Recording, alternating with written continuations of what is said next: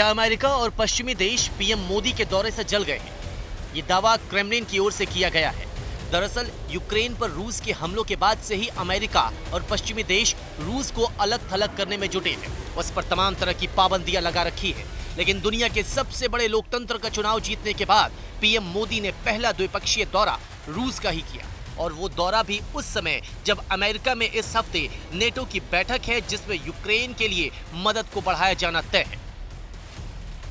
इस बीच अमेरिकी think tank Derek Grossman ने मोदी पुतिन की मुलाकात को डिसग्रेसफुल कहा है। लेकिन अमेरिका भी जानता है कि युद्ध से इसका समाधान निकलता नहीं नजर आता।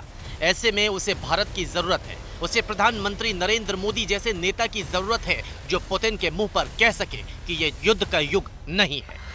आज का युग युद्ध का है नहीं, और हमने फोन पर भी कई बार आपसे इस विषय में बात की है कि डेमोक्रेसी और डिप्लोमेसी और डायलॉग, ये सारी बातें ऐसी हैं कि जो दुनिया को एक स्पर्श करती है।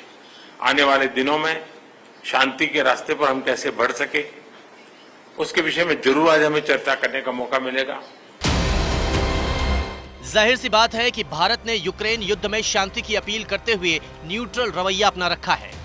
उसके लिए चीन के खिलाफ अमेरिका रणनीतिक साझीदार है, तो रूस 8 दशक पुराना दोस्त और मददगार है। भारत किसके साथ खड़ा रहेगा और किसके दबाव में नहीं आएगा, इस पर शिकागो के प्रोफेसर जॉन मार्शिमर की बात गौर से सुनिए। Most people in that world sympathize with Russia, not with the West. And this causes real problems. And of course, the United States will continue to put pressure on India to side with the West. But my sense is that that won't happen. Bharat ने वैश्विक मंच पर बार बार ये कहा है कि किसी के दबाव में आए बिना वो करेगा जो उसके हित में है। लिहाजा पश्चिमी देशों को हर बार निराशा ही हाथ लगी है।